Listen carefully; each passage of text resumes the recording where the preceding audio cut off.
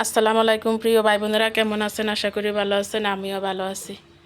এই যে কালকে গাছেতে পুঁই শাক নিছে কালকে রান্না করার জন্য, পরে কালকে রান্না করে নেই, রাত্রে কাইডা ফ্রিজে রেখে দিছি। এই যে শাকগুলো সুন্দর করে কাইডা ফ্রিজে রাখছি, আজকে রান্না করবো। শাক রান্না করবো, দেখি আর কি রান্না করতে পারে।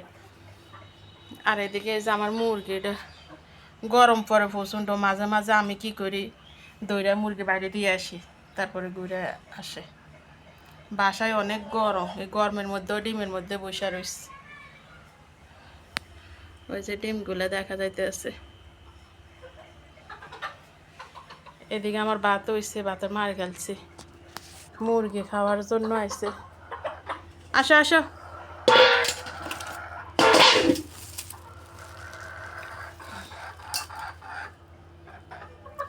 আসো।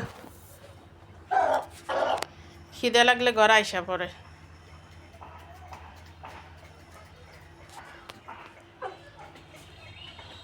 এই যে মাছ বাড়ি করছি, মাছ এখনো ভিজায়নি। একটা মাছের মাথা ছিল, মাথাটাও নিছি।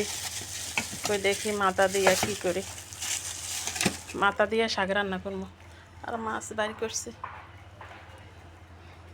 রমজানে ইফতারে খাওয়া হয়নি বেশি একটা, বাদ দিয়ে ইফতার করছি, কারণ আমার ছেলে একটা কাপড় দোকানে ছিল রমজান মাস, ওই দোকানে ইফতারি করছে। আর আমি একা একা বাসায় বাদ দিয়ে ইফতার করছি দেখে আমার ডাইল আর বুট রয়েছে।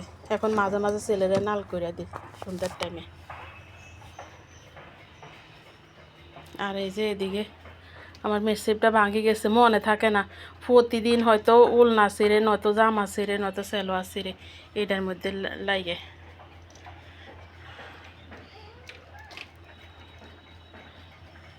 মেসিপ উপরের পাটটা ভালো, কিন্তু নিচের পাটটা ভাঙি গেছে। এই যে এক এক সময় শরীরও আঘাত পায়, এটার কারণে খেয়াল থাকে না, দৈনিক দুই একবার করে আঘাত পায় এটার জন্য। এদিকে যে মুরগি খাইতে আছে, মুরগি আগে বাইরে বাঁধতাম, এখন বাইরে বাঁধি না, ঘরে বাঁধি, কারণ বাইরে মাঝে মাঝে বৃষ্টি হলে পানি ঢুকে মুরগির ঘরের ভিতরে। তো আল্লাহ হাফেজ, ভালো থাকেন।